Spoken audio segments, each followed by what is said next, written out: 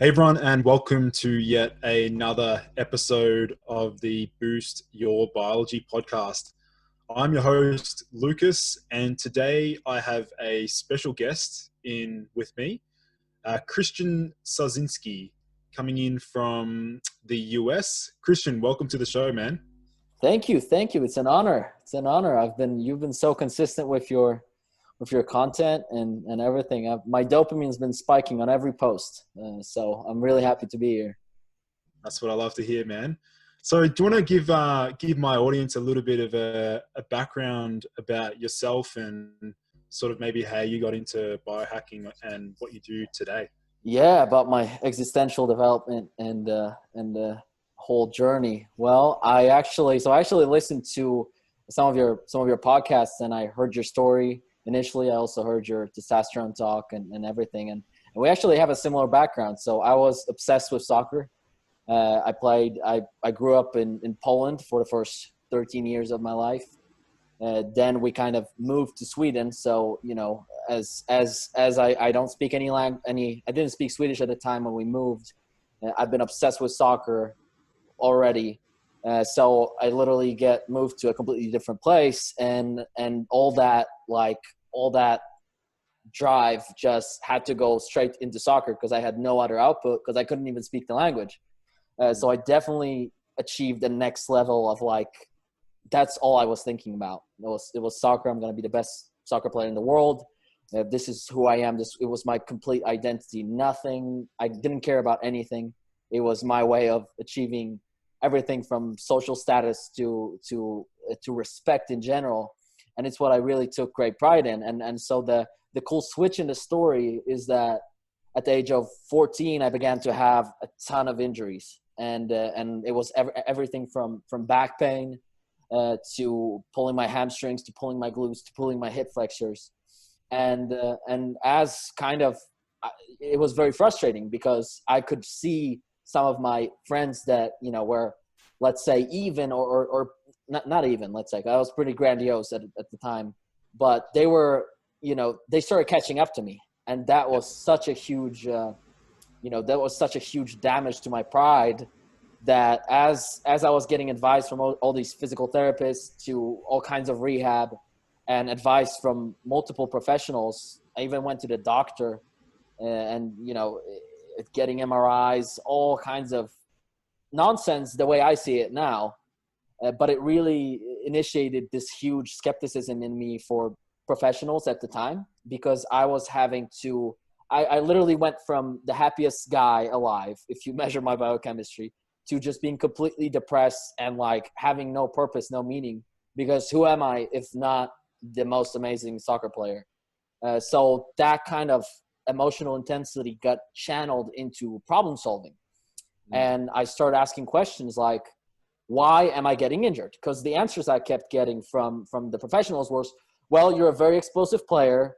This happens. And, it was very observational of what typically happens. And in my idea and my thinking was well, sure. But if everything was perfect in an ideal world, if I was moving, like a lion doesn't just go after a gazelle and pulls his hamstring and then, cracks his back.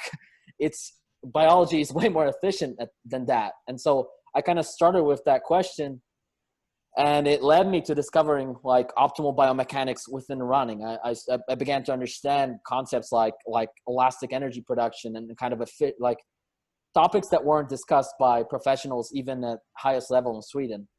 And I kind of applied that same thinking to other things, because as I started cutting out the habits that all my friends were able to get away with, I stopped drinking soda, I stopped eating chips. I began to notice a completely different type of mental clarity. I was classified as an ADHD kid. I couldn't pay attention. I remember my karate instructors yelling at me for not paying attention and calling me names, and because they thought I was disrespectful. But my attention span was literally, if you talk to me, your facial expressions would distract me. I wouldn't be able to hear what you're saying because your facial expressions were so distracting. So it was really messy. But as I began to improve my health, well, first my injuries improved. then I noticed just my mental clarity, my ability to listen, my ability to express and learn. It just began to form this new identity, and I began to take great pride in problem solving, and from there, I started to optimize things. I started to look into different research from connecting feet to glutes, and kind of what is the optimal way of moving for a human being, and what distinguishes the highest possible performers from mediocre performers, because the two same people can have the same ability to produce power, yet they move so differently. And it just, that kind of emotional experience and that kind of attachment to finding out the real solutions, I guess that's when it was born. So that's kind of from one obsession to another. And by the end of my career, I was just so much more interested in trying new things and experimenting with the different principles and optimizing my performance and improving other people's performance, that I was like, I don't care about the game. I'm curious about the experiment. I became the crazy scientist like yourself. You were talking about how you want to discover, something that would truly benefit humanity. And I definitely, I think you and I have definitely been shamans in our past life, just the crazy, the crazy people. So that's kind of how my curiosity was born. Yeah, I love the passion, man. That's yeah, we definitely align in that regard. And the whole idea of being an athlete, your identity is so fixated on, that's how people view you. And I feel the same way, man. Like when I was playing professional soccer, that was just who I was known for. And it's sort of, at the time I was like, is this really who I want to be known for? Because I also felt like there was something more. And that's when I transitioned into what I'm doing now, to benefit more than just my coach, more than just my team, play a bigger game. Yeah, exactly, man. Yeah, exactly. It's funny, you mentioned the whole, the ADHD aspect. Do you feel like that has been, like, you've been able to use that to your advantage in some way at all? Possibly in the fact that I couldn't really, I never identified myself as a student because I sucked at the game, so I didn't want to play it. Probably to an extent, but there's definitely some cool research that was one of the places where it was shared was the molecule of more, from I think Daniel Lieberman. I don't know if you've heard of him, but he was talking about how basically ADHD people and even bipolar people have a certain difference in dopamine receptors, and kind of that their dopaminergic system is more sensitive, and that's why things can be more distracting. But I definitely think the traditional way of viewing ADHD is kind of like a pathology of possibly pre-existing sensitivity, if that makes sense. So I definitely think, I know that at the time my ADHD was just sheer inflammation, just neuroinflammation, gut inflammation. But I think there's definitely something to sensitivity to risk, and the whole concept of being some kind of need to achieve something grand is possibly slightly pre-existing. I mean, it's very interesting. Robert Greene talks about it a lot in his books, but yeah, that's a good question. Yeah, I love that, man. So one thing we sort of discussed a little bit before this podcast was a little bit about you mentioned two factors of success and the two systems in our brains. Do you want to tell my audience a little bit more about that? Yeah, for sure. So it definitely, I was definitely a very knuckle dragger kind of guy. But early on, it definitely didn't work out, both in terms of career, until I understood how much strategy actually matters, both in terms of strategy of and how you deal with coaches, how well do you build the relationship, how well do you sell yourself to actually deserve some playing time, all those factors that you don't really think in the whole kind of performance and maybe athletic industry. It's all about hard work. And part of it is because as athletes, we're actually not much in control of our own strategy. we get the prescription ready from the coach, and we're hoping for the best. Like, hopefully he knows what he's doing. Unfortunately, most people don't. And I had the same lesson in business, because as soon as I was done with soccer, I was like, all right, I'm going to get into business. I'm going to, be the hardest worker ever. And, took a year, did all right. But it was ultimately not the right strategy. And so that really launched me and punished me for not taking into account that success is much more than just hard work. And I came across a guy like Ray Dalio, which he was talking in an interview about how he thinks that the 2 factors of success, right? This man is an investor. He's great at recognizing patterns. He said 2 factors of success are your ability to select the right strategy, first one. And the second one is the courage to take the actions. And I actually disagreed with him, because I don't think it's the right way of looking at it as courage. It's actually your ability to follow through with the actions you want to take. Ability to follow through with the actions you consider rationally to be the right actions. And that's where we enter into the world of biohacking, because what is your ability? Well, part of it is your cognitive function. It's your hormones. It's your, you kind of talked about it on a different podcast, are they lazy, or do they just lack dopamine? Do they have a pathology in the dopaminergic system? So it's, and the cool thing is, so right, we have the ability to select the right strategy, the quality of the strategy, the coherency with the science. And then we have your ability to execute on that strategy, to consistently take those actions. And the reason we can connect that with the brain is because in 2002, Daniel Kahneman won a Nobel Prize. Now, he won this in economics, but it was actually a psychological discovery. And these 2 factors in our brain, he wrote a book, Thinking Fast and Slow. And he talks about how in our brain, we have system 1, which is kind of your intuitive, emotional brain, which is responsible for, it can think really fast. It can act really fast. It's your first impressions. It's really the part of your brain that is able to produce biochemistry. It produces emotions. Now, we also have the second system, which is our rational brain. And it's a slow process of thinking things through and thinking statistically and kind of mathematics and kind of where you direct your attention. And this system 2 is operating in the environment of system 1. So whatever, biochemistry is pre-existing, it's going to predispose you to some kind of biases. But the interesting part is when you look at the 2 factors of success of your ability to select the right strategy, you've got system 2 right there. The strength of your system 2, what kind of information it is able to take into account, right?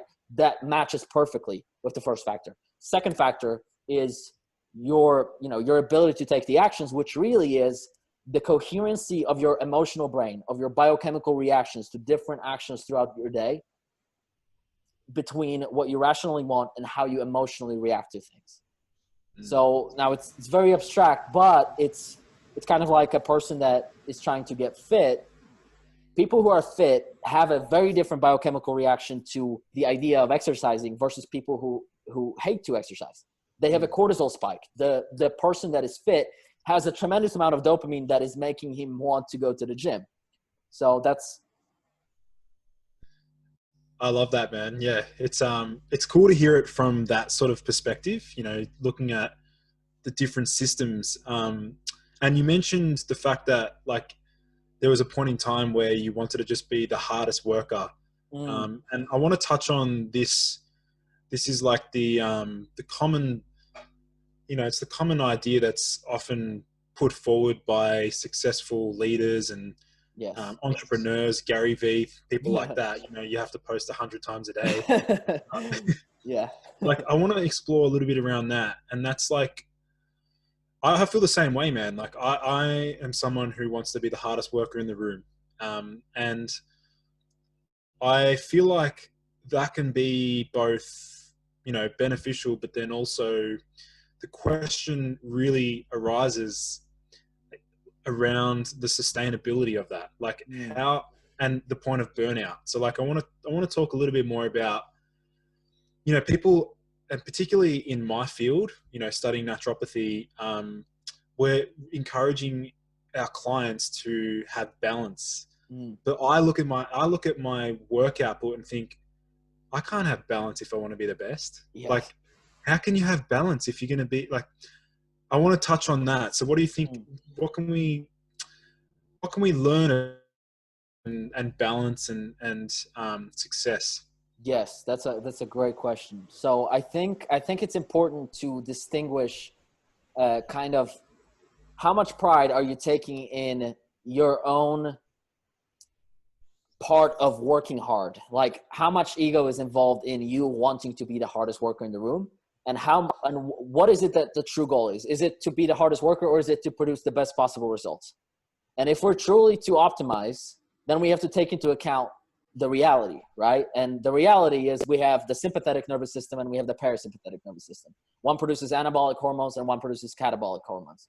And it's kind of like, if you want to build the maximum amount of muscle, or if you want to perform as an athlete, being overly sympathetic is going to wreck your performance. I've done this mistake. I was the guy that was working out twice a day, 3 times a day, fasted, so it's, and it's kind of part in business. It translates really into like the correct decision making is way more important than just sheer amount of, how fast can you dig a hole.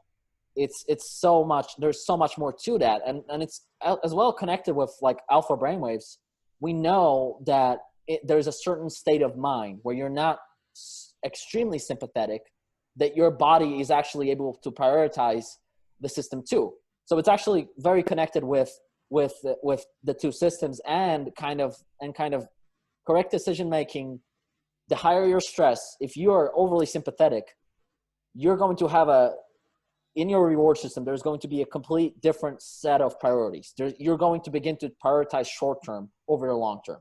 And if you want to produce something truly great, you have to prioritize the long term. And you cannot be in a state of fight and flight, in a state of survival. So it's something, the hustle and grind mentality can work if you're just so lucky to have come across the right strategy from the very beginning. But it's a lot more complex than that, and there is a lot to selecting the strategy, and there's a lot to continually refining that. And if you're just gonna kind of work as a coal miner, like, yes, that's respect worthy. Like, you're doing a really hard job, but it's not as effective as it could be. And if you care about your impact more than you care about the badge of honor for, grinding yourself to complete exhaustion, then you're going to find, I guess, a balance between sympathetic and parasympathetic. Yeah, I mean, that's it's interesting how you really emphasized the fact that decision making is ultimately more important than the action itself. And I think it's something that I find very difficult myself, is like being too overly analytical with making decisions. Yeah. How do we get ourselves out of that sort of headspace of being overly analytical and just being like, you're stuck between like maybe 2 decisions or 3 decisions, and you basically rank them, and you go through your head the pros and cons of each. But from an entrepreneurial point of view, speed is key. Like, making decisions fast is key. And even if you make a decision that's wrong, like, the time it takes for you to process that and like learn from it is more beneficial than actually being stuck in like that analysis paralysis. Yes. So you said some very good things there, because I kind of laugh at Gary Vee sometimes because he says a lot of ridiculous things, but here's the thing. A lot of entrepreneurs have a bias for action. And so here's where philosophy comes in, and kind of the benefits of, there's a real tangible benefit to having a bias for action. Because if you're analytical, but if you're just sitting there, you only are able to take into consideration as many factors as you currently understand. But when you're able to move, you're able to test those beliefs against your environment, and you're able to get new information. And we know that when you make a mistake, boom, it's very noticeable. Like you will learn rapidly. So I think there's an element to understanding that moving is of the essence. Like, it's so important. Yeah. I like that. So let's sort of segue onto a little bit about maybe NLP. I mean, that's something that I've sort of started to, research and practice myself. Even like body language as well. That's another one that I've been sort of paying more attention to. But did you want to, for those, like from my listeners, they may not be familiar with what NLP is, neuro-linguistic programming. Yes. Did you want to maybe break it down and sort of explain, first of all, do you want to explain what it is and then maybe how people can utilize it to benefit them absolutely in everyday life? Yes. So NLP is definitely makes a lot more sense in the light of its function and kind of application. So, what it is, you could say it's using as many different psychological and linguistic tools that we have to kind of direct and optimize, in the general sense, our mindset. But really, when we're talking about mindset, what's important to understand, and mindset has gotten a very bad reputation sometimes, just because there's so many people that have given subjective advice.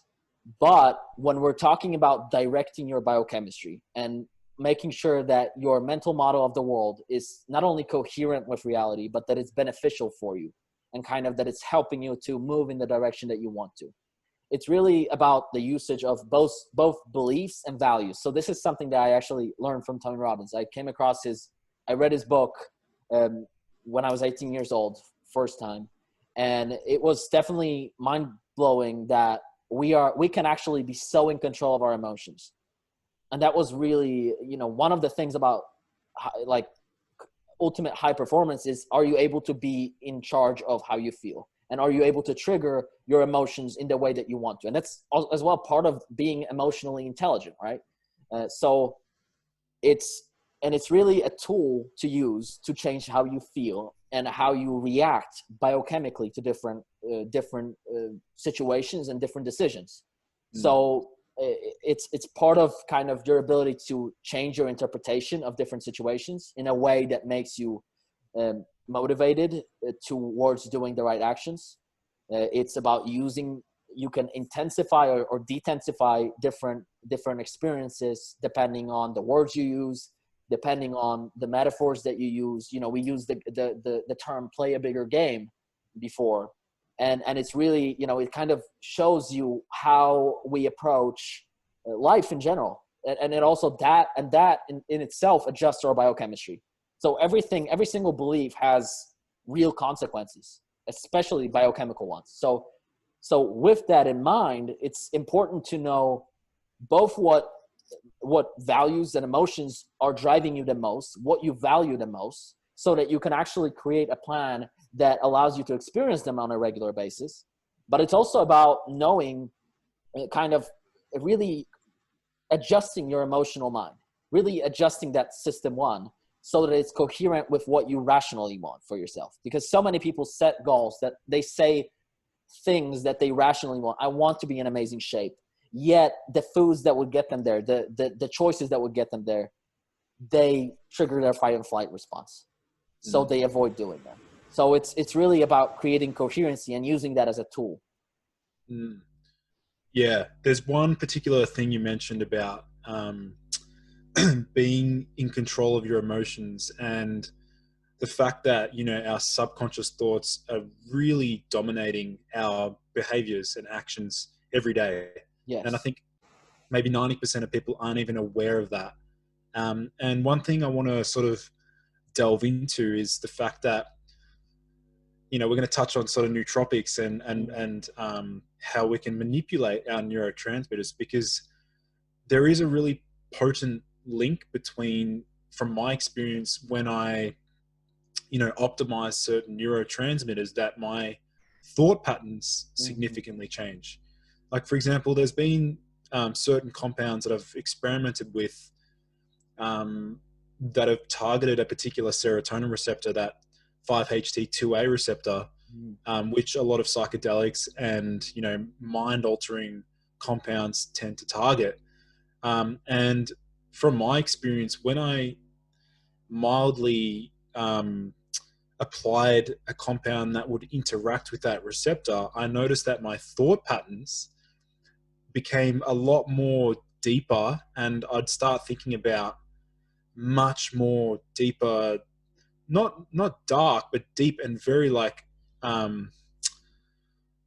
the meaning of life sort of concepts. And like, that was a bit of a surprise to me about a year ago. I was like, I don't usually have these sort of thoughts. And it's interesting that like now I've now been able to use a particular compound that's been able to evoke and trigger these thoughts. And then it's like, well, this can be extremely therapeutic. This can be very, very powerful and very useful for someone to, if they're stuck in a particular thought pattern, then sometimes some people need that little bit of a kick, or they need that little bit of like a catalyst, something to provoke change. That was a pretty interesting experience.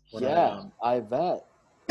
That's, first of all, let's acknowledge the fact that you are writing down, you're experimenting with different compounds and writing down different effects. And you were actually talking about how important self-awareness is, both for yourself and you think in general. And that's actually associated with a part of your brain called insula. And so your insula is probably huge. But it's a how do you spell that one? Insula. Yeah. INSULA. Okay. Insula. Yeah. Okay. So it's a real tangible, self-awareness is tangible in the structure of your brain. There's ways to increase the size of it. And so, you mentioned a couple of things there, and it's actually very interesting because, one, the use of nootropics in the world of performance. Why is it useful in the first place? Well, because not only can our thoughts can alter biochemistry, but our thoughts exist and are produced due to your current chemistry. So it's a two-way influence. And now a cool thing, about both serotonin and dopamine, and even testosterone and cortisol, all of those are influenced by your posture. I don't know if you've seen the TED Talk, but she wrote a book as well.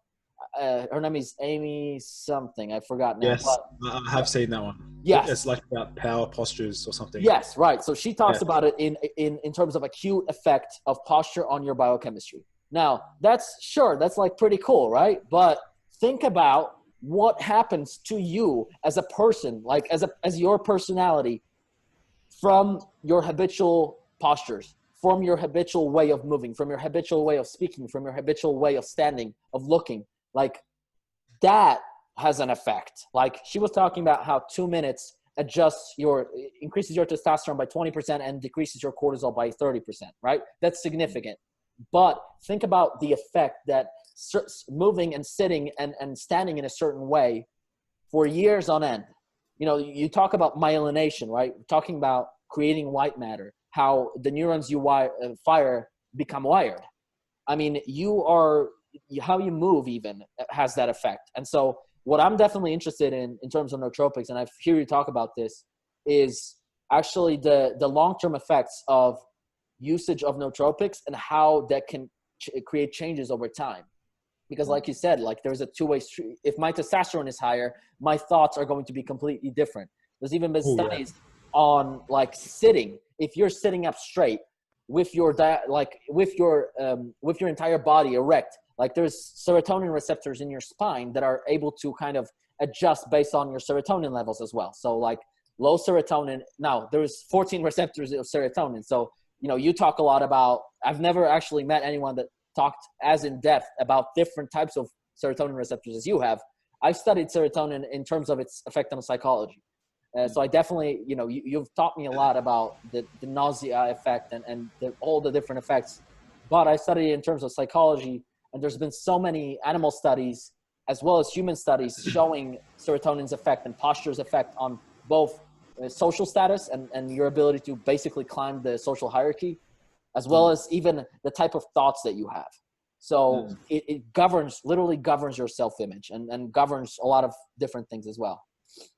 Yeah. Let's touch on serotonin a little bit more. You said that you're not the first person that's mentioned this. I've heard it from another friend of mine who sort of mentioned how important serotonin is for social hierarchy.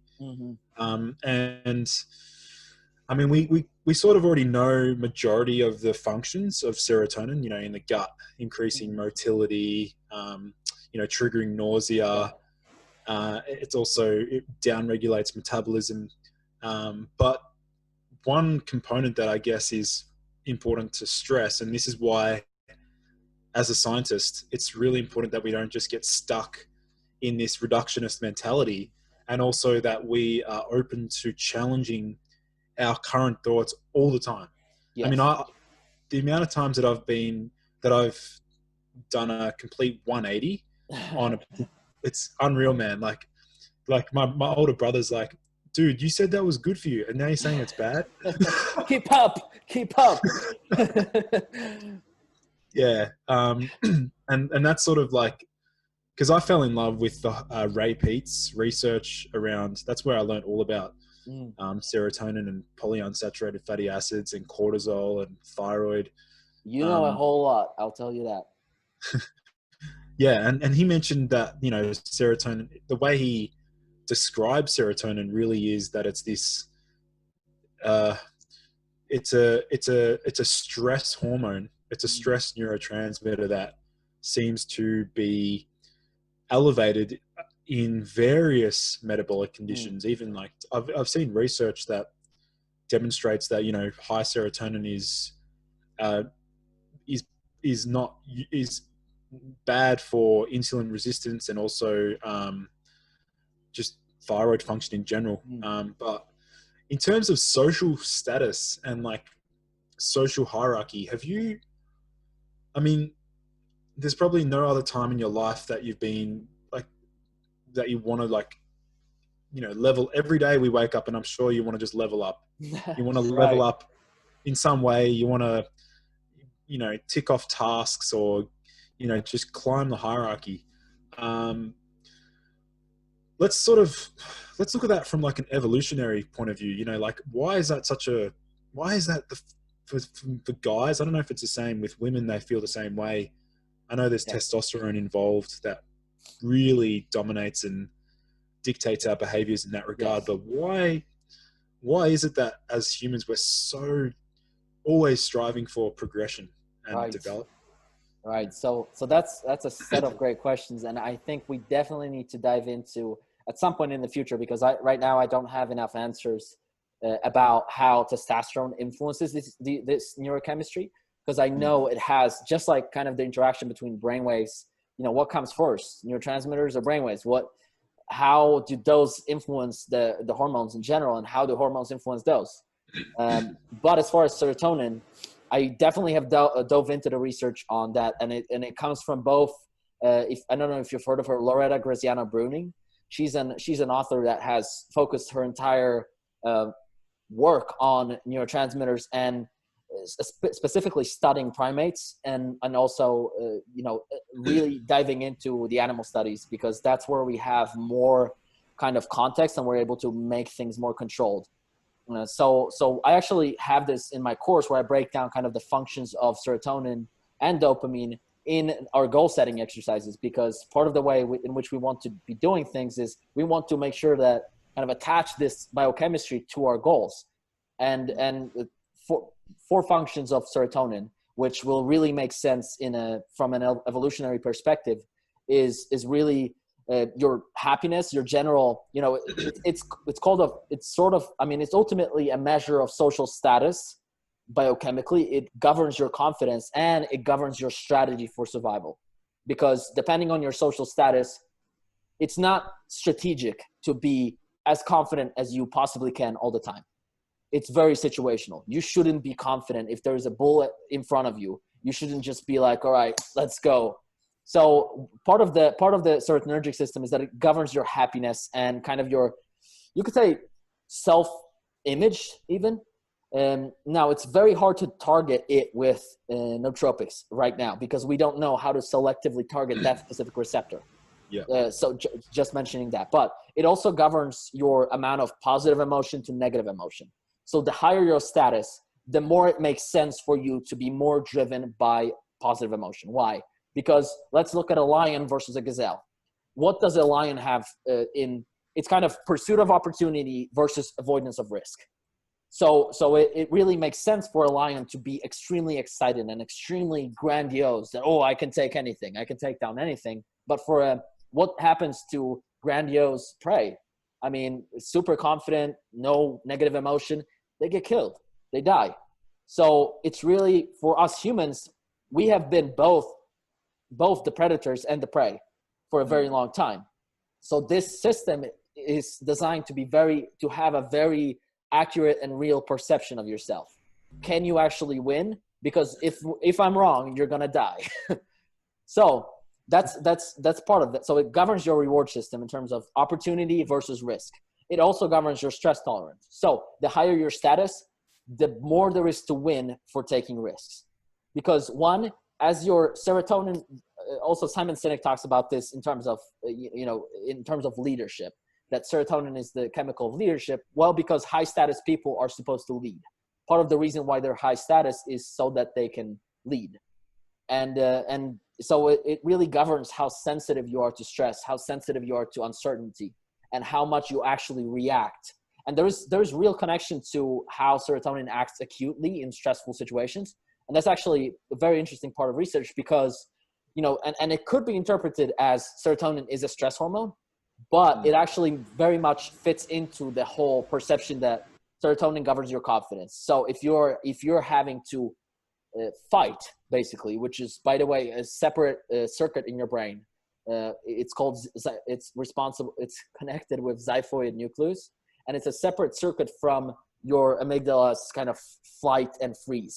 So it's a almost different circuit, and depending on your levels of serotonin on that specific in that specific receptor, you're going to respond differently to danger. And then there's also simply your, a more kind of a less, I guess, more theoretical idea is that it governs your perception of the world in a way. And it governs your both physical posture, because as your serotonin increases, your posture improves.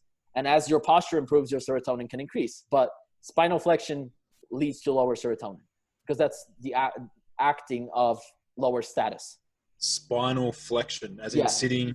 So sitting like we're sitting right now, in a way. So that actually, spinal flexion is associated with lower serotonin, while being expansive and taking up space, that's part of power posture, which is actually raises our serotonin in that specific receptor. But here's a cool thing. We talk about physical posture and how it influences your biochemistry, but your biochemistry completely governs how you look at the world. I mean, we know that from drugs. I mean, if you take drugs or nootropics, as your biochemistry changes, how does your vision of your future shift? Completely different.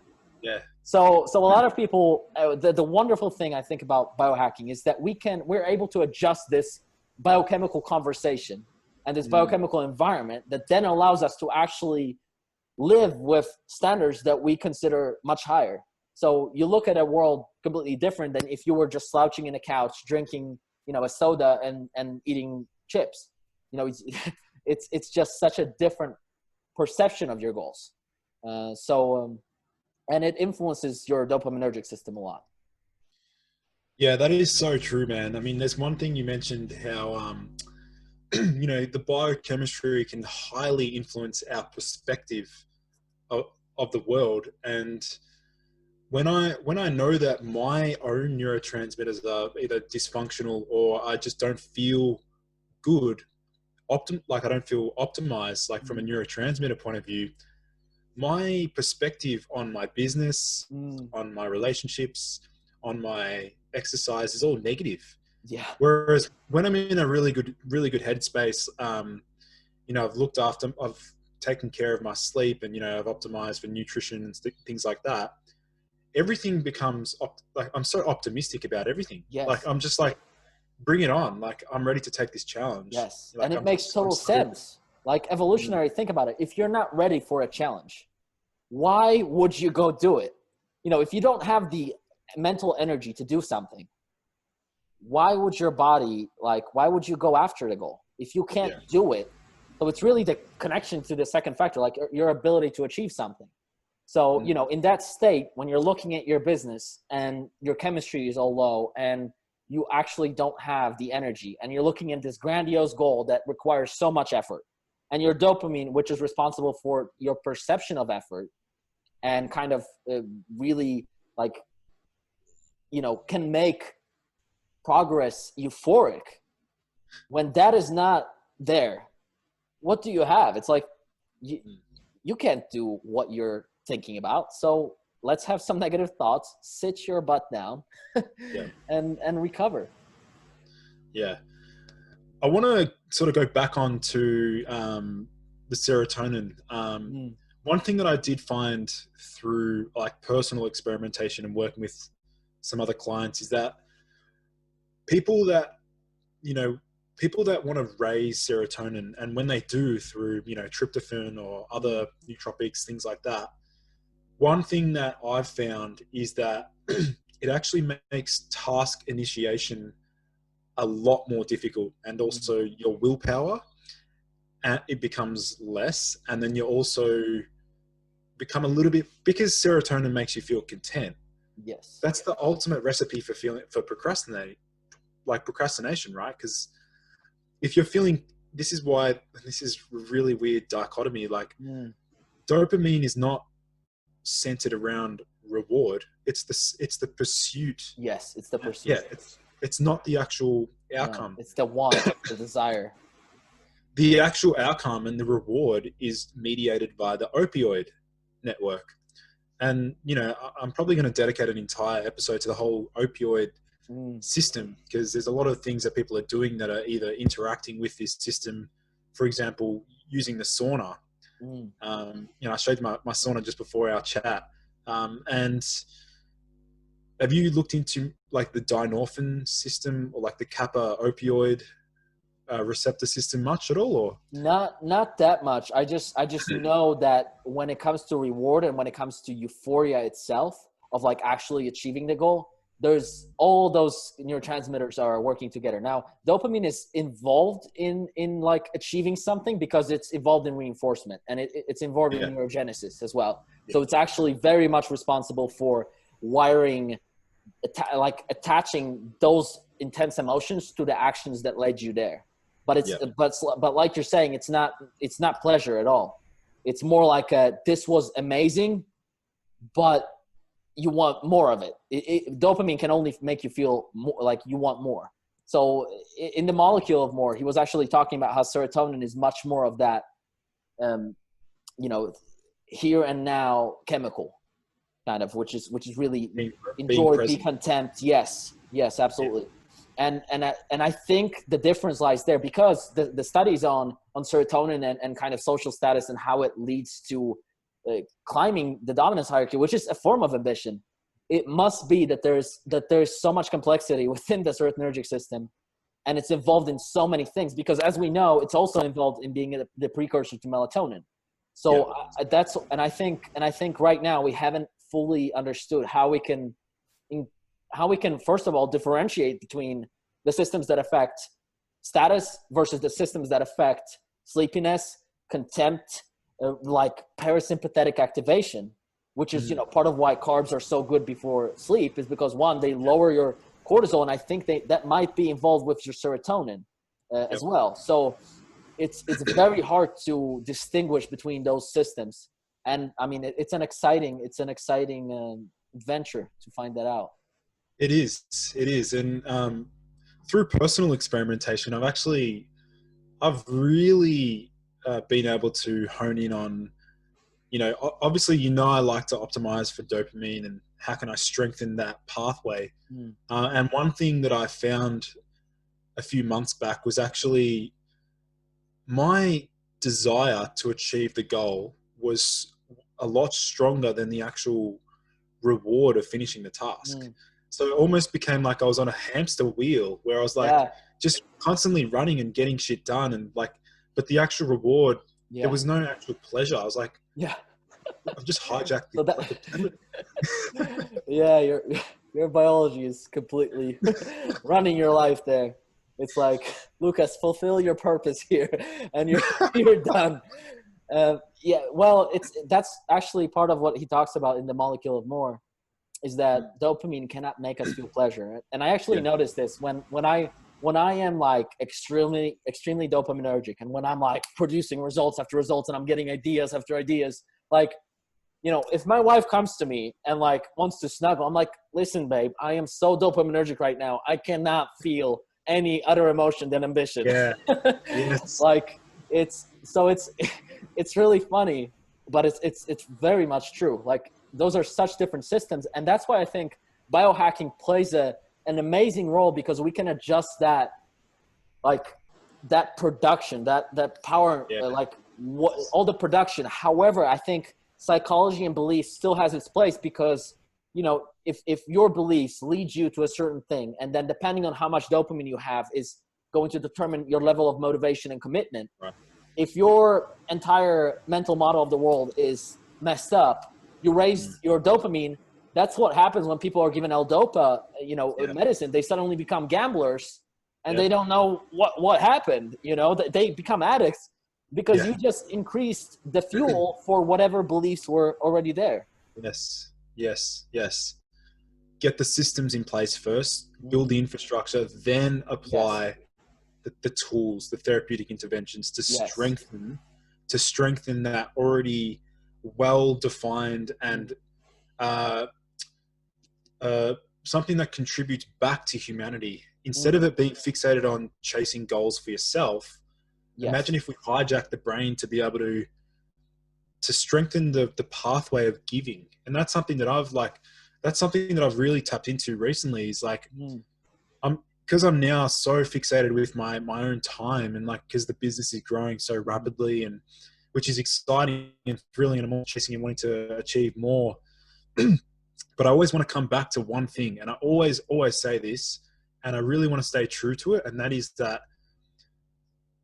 do not get greedy. Do not ever let this, like the thrill, the fame, whatever, always come back to giving to those who need the help. Because that, for me, that when we're talking about a reward pathway, for me, when I give to someone who's extremely like desperate or less fortunate, that response there is like, I had it the other day. I had a friend a guy that I helped, he reached out, and I just wanted to help him out. And that feeling of just being a good citizen, a good person in the world is oh man, when I got that feedback, I was literally euphoric the whole day. I was like, I feel so bliss. I feel like I've actually contributed and made such a difference to the world. Yes. And it's, you've managed to, and I think there's real like biochemical consequences to actually involving yourself both in your philosophy, but also emphasizing your ability to contribute to others. Because ultimately, if you're just out there for yourself and for your own ego, that's when are you going to celebrate, and why would you even celebrate? You're just there alone. So, you're describing like that's part of your oxytocin. Like if you can involve your dopaminergic system to drive you to achieve something that you can then celebrate with oxytocin and serotonin and like the whole chemistry, the whole set of, possible human emotional experience, that's really when you find purpose. And that's really awesome to hear. It's really cool how you just brought up oxytocin, because I just did some research on its like effects in the body, and I was quite surprised when I found out that it's one of the only hormones that has a positive feedback mechanism, whereas like like exogenous like testosterone or thyroid medication, the down-regulated negative feedback, whereas oxytocin actually has a positive feedback. And I was like, interesting. I wonder what happens if you used it orally or sublingually. I have my lab rats that I or got my friends who experiment before me, because I'm at a point now where I'm like, I actually just want to live life. I don't want to continuously experiment, because like it's actually, I just want to just be at baseline all the time instead of just fluctuating. I think that's up to your dopaminergic system, Lucas. I don't think you're fully in control of that. You're a crazy scientist, but yeah. Yeah, the oxytocin, like I was like, this could be, I wonder how we could use this in specific scenarios where someone feels sort of like that learned helplessness. Like imagine if you gave them one dose of oxytocin. And obviously, for those listening in, this is not medical advice. Yeah, no, we don't do any of that.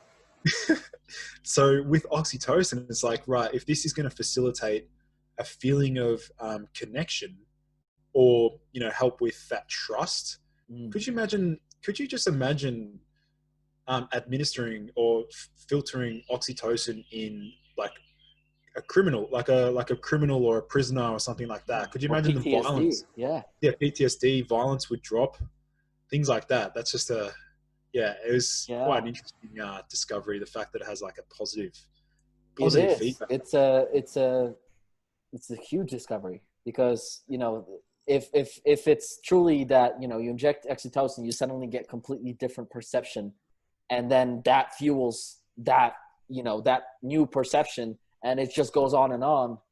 I mean, that could have huge, like, exponential impact on people's behavior. Exactly, man. Well, was there anything else that we've spoken a lot about some really, really fun topics, and we'll probably have to do a second episode down the line. We've delved into some really deep and philosophical topics, which I've really enjoyed, and it's going to be a great start to my day. I'm already feeling. I was gonna say that you have biohacked the time by living in Australia. You're way ahead of me. You already started your day, and I'm like about to go to sleep, slacking. Yeah. Was there anything else maybe you wanted to like discuss, or any other sort of topics that we may have sort of forgotten to talk about? Anything else you want to talk about, Krystian? I mean, it's, I have a bunch of, I gave you about 10 different topics that I could come up on the top of my mind. But it's, oof. What about we talk about some of your experiments, some experiments that you've conducted with yourself? Actually, I have a really cool experiment that happened actually with a friend of mine while we were, so we were smoking weed in the woods. We ran. We had a feast of different healthy foods in the woods, and this happened about 3 years ago, I think, maybe more. And we basically sat down. We had a feast. We had a fire, and we were getting a little high and just kind of hanging out and exploring things. And actually, what I discovered when I was every time I've smoked, which I don't smoke on a regular basis at all. I've probably smoked like 5 times in my life. But every time I do, I've been able to observe like my self-awareness and kind of the thoughts that are presenting to me seem to be coming from like way earlier in the chain of events when it comes to your thoughts actually popping up. So what I mean by that is that, like, I was able to observe the conversations of what to think in a way.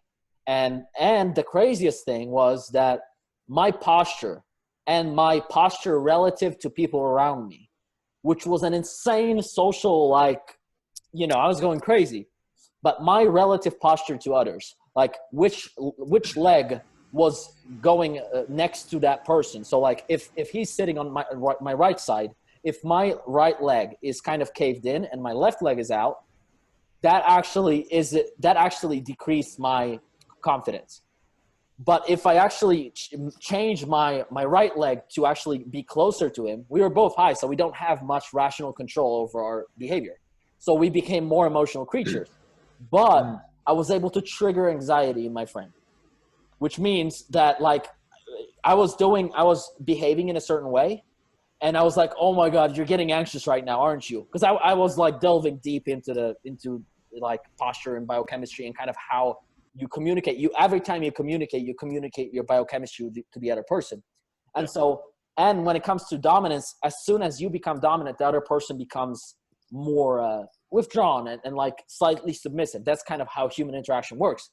But what happened then, I was able to trigger anxiety, and then I stood up and I got like big and I invaded his now, we were having a conversation during this time. I wasn't just torturing him. But then, like, he was kind of losing control. And he said, like, my heart rate is up. Like, he was explaining me, giving me all the signs of anxiety. And then I actually sat down lower than him. and I actually like made I did my kind of spinal flexion and just kind of sat in a very took a small amount of space, and his anxiety, he actually started feeling better immediately. So it was absolutely insane, that discovery. And it's happened over and over again. Whenever someone is having a bad reaction while he's getting, while that person is high, we actually have been able to reverse that loop, because you enter a loop where, each anxious thought is feeding into you being more anxious. But as soon as you reverse their posture and you open them up and you make them into something that where they are posture-wise comfortable, it completely reverses the internal conversation that they otherwise don't have control over. So that was definitely a hell of an experiment, because that's happening every day, every single moment, just less conscious. That's unreal, man. That's crazy. That's crazy, man. Yeah. There was you said there was a moment where you could almost, did you say you could almost see the thoughts before they appeared? Well, I could see how my brain was trying to reason what to think, and like it's so hard to describe what was happening, but it was almost as if my brain function went away from my cortex, and I was able to see the conversations in my mammalian brain and my reptilian brain. So it was much less I was much less in control. And it was much more like just reacting to whatever there was. There was no like rational input that I could put into it, or it was limited, to say the least. That's unreal. That is, yeah, that's really cool. That is really cool.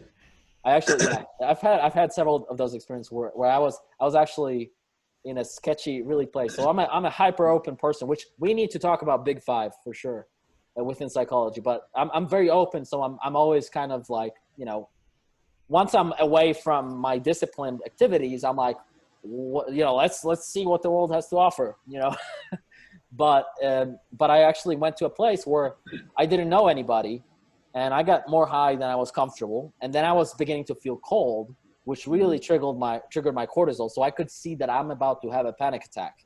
Yeah. So as obnoxious as it sounded, I was like, could I have a blanket, please? Because I know you talked about how if you put socks on your legs, it actually triggers your parasympathetic nervous system because your blood vessels open up and you're better able to sleep.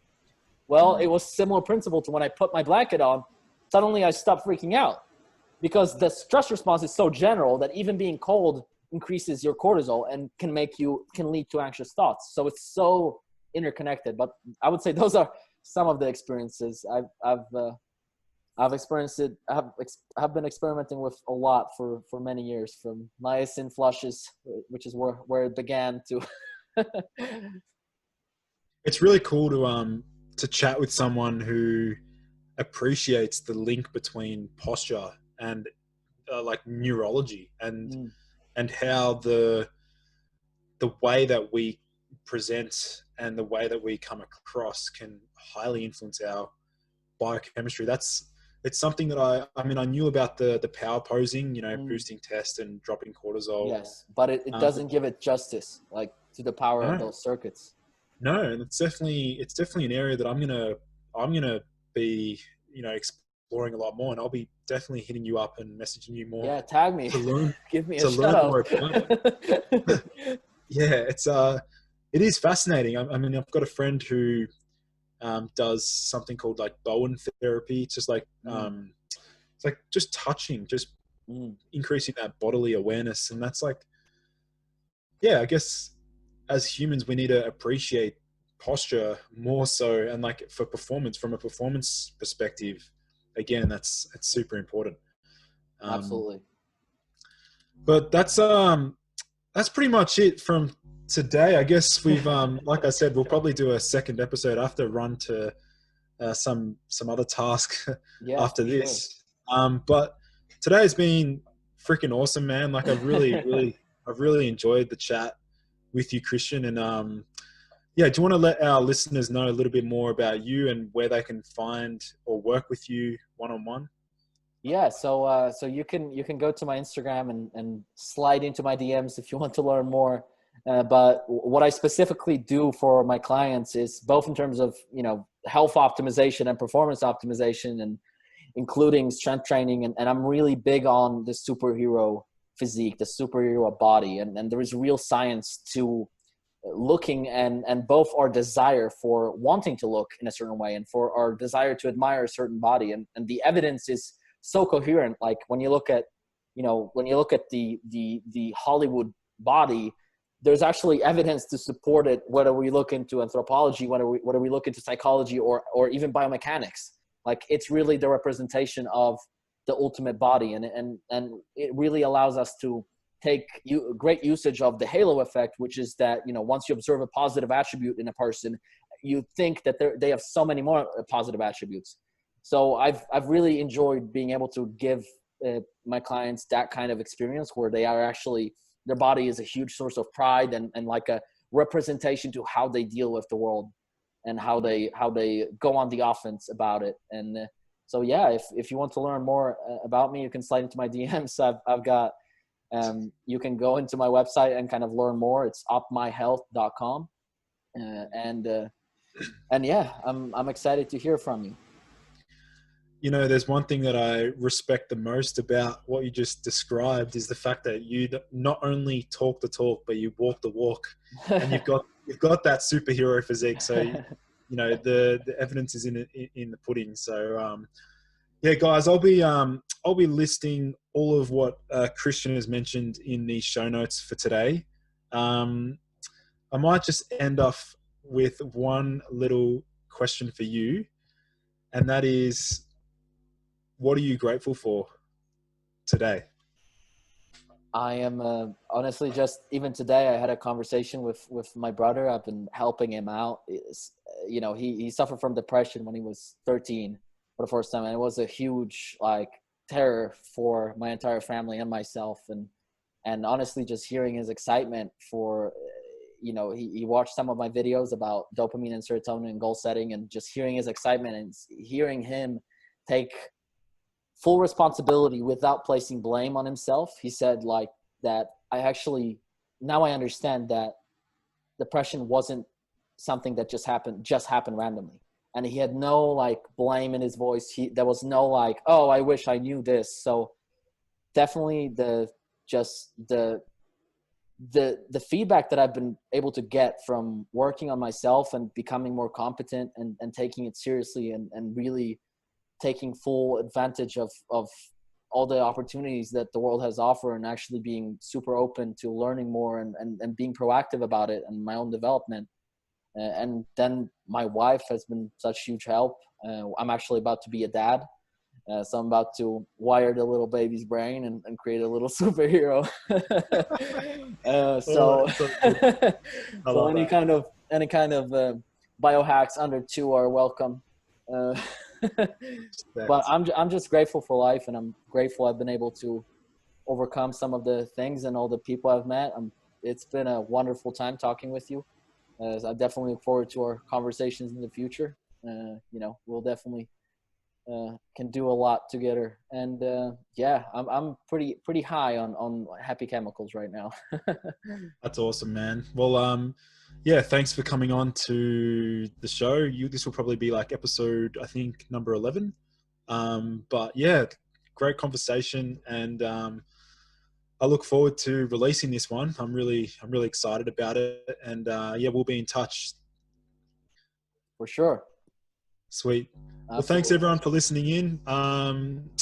That ends today's show. I will be announcing this one in potentially around the end of July. But yeah, thanks for listening in. If you really enjoyed today's show, please be sure to leave a review, and please share this podcast, because ultimately my goal is to empower people with the knowledge from my guests, people like Krystian and also myself, to give you the tools you need to take control of your health. So yeah, thanks everyone. Thank you everyone for joining in to today's episode. For in-depth show notes and lessons learned, visit nofilter.media/boost your biology. This has been a No Filter Media production. Say what you want.